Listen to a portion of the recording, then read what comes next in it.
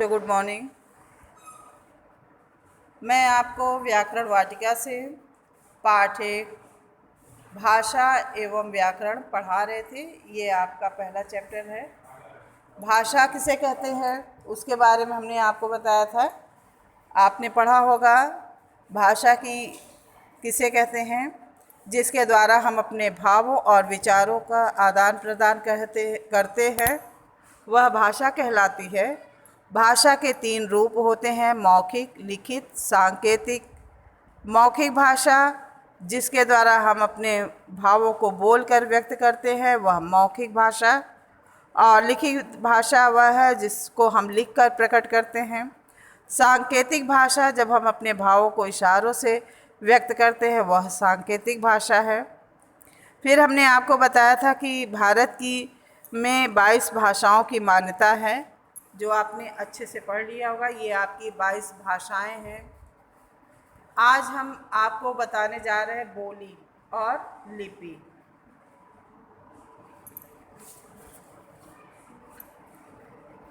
बच्चों, बोली का क्षेत्र या क्षेत्रीय स्थायी होता है।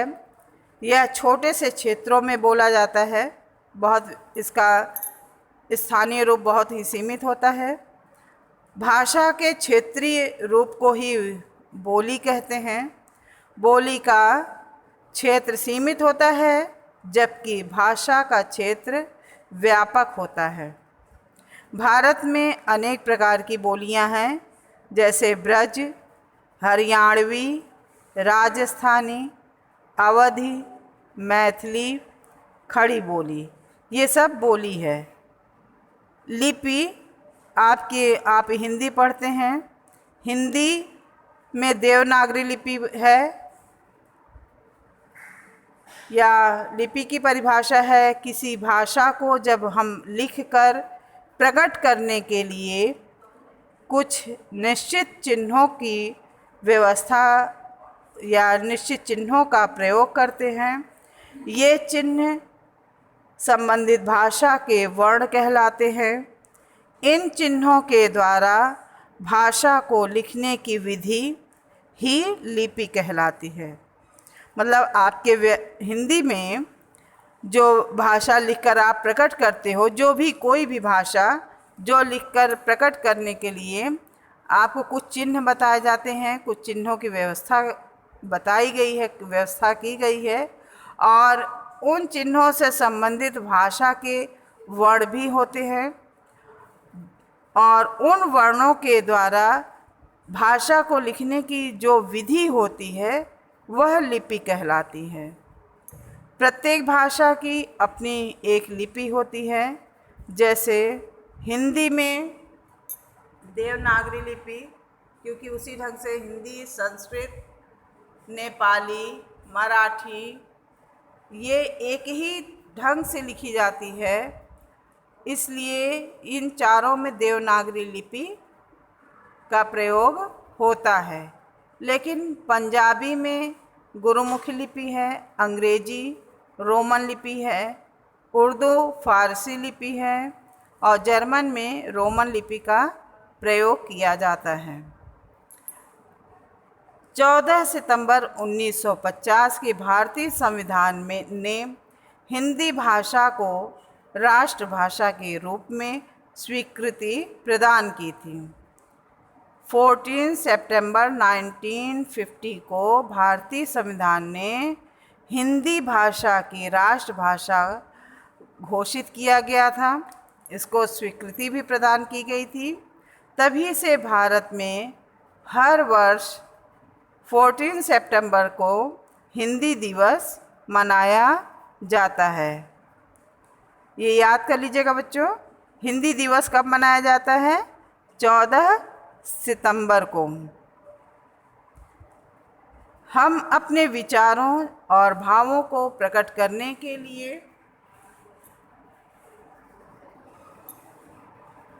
भाषा का प्रयोग करते हैं, किंतु वाक्य का निर्माण, जो सेंटेंस आप बनाते हैं, वाक्य का निर्माण अनेक शब्दों के मेल से होता है। मतलब कई शब्द मिलाकर एक वाक्य या सेंटेंस बनते हैं तो इनके मेल से विचारों की अभिव्यक्ति द्वारा भाषा के शुद्ध रूप को प्रयोग करने से हो सकती हैं। जैसे आप बोलते हैं कि मम्मी खाना बनाती है, यह तो आप शुद्ध रूप बोले, मतलब ये वाक्य आपका सही है। अगर आप बोलते हैं मम्मी खाना बनाता है तो यह वाक्य अशुद्ध है, मतलब इसमें मिस्टेक है। मम्मी बनाती है, फीमेल है मम्मी, मेल तो है नहीं, फीमेल है, तो इनके लिए बनाता शब्द यूज़ नहीं करेंगे, बनाती है, तो ये शुद्ध वाक्य है। इसी प्रकार व्याकरण के विभाग भी होते हैं। व्याकरण के 3 विभाग है। पहला वर्ण विचार, दूसरा शब्द विचार और तीसरा वाक्य विचार। वर्ण विचार में इस विभाग के अंतर्गत वर्णों के आकार, प्रकार, उनके लिखने की विधि तथा उच्चारण आदि का अध्ययन करते हैं। और बच्चों, जो शब्द विचार होते हैं उसमें शब्दों के रूप, भेद, महत्व और उनकी उत्पत्ति, व्युत्पत्ति तथा बनावट आदि का अध्ययन करते हैं। वाक्य विचार में वाक्य की रचना, उनके भेद, उपभेद, उनके पारस्परिक संबंध, रूपांतरण, उनकी शुद्धता, अशुद्धता तथा विराम चिन्हों आदि का अध्ययन इस विभाग के अंतर्गत यानी वाक्य विचार के अंतर्गत आता है। अब आप पूछेंगे वर्ण क्या है, तो वर्ण हम आपको आगे पढ़ाएंगे। आइए आपको ये पूरा रिवीजन कराते हैं। चलिए रिवाइज करिए।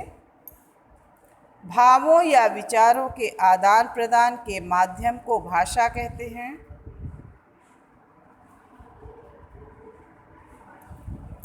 भाषा के रूप 3 होते हैं। पहला मौखिक, दूसरा लिखित, तीसरा सांकेतिक। ये भाषा के 3 प्रकार हैं। भारतीय संविधान ने 22 भाषाओं को मान्यता दी है।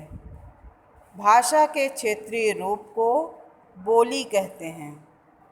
भाषा को लिखने की विधि लिपि कहलाती है। व्याकरण हमें शुद्ध बोलना, पढ़ना और लिखना सिखाता है। तो बच्चों, इसके बाद ये आपके बहुविकल्पीय प्रश्न हैं।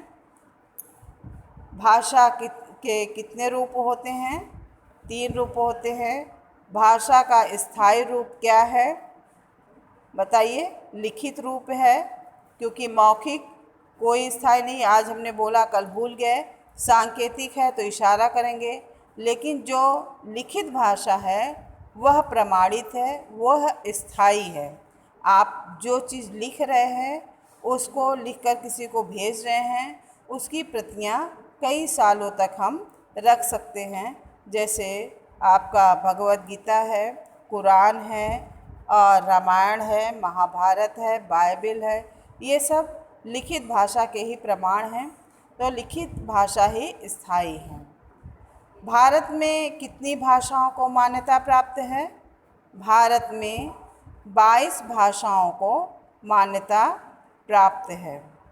इसके बाद ये रिक्त स्थान और प्रश्नोत्तर हम आपको नेक्स्ट वीडियो में कराएंगे। तब तक के लिए धन्यवाद।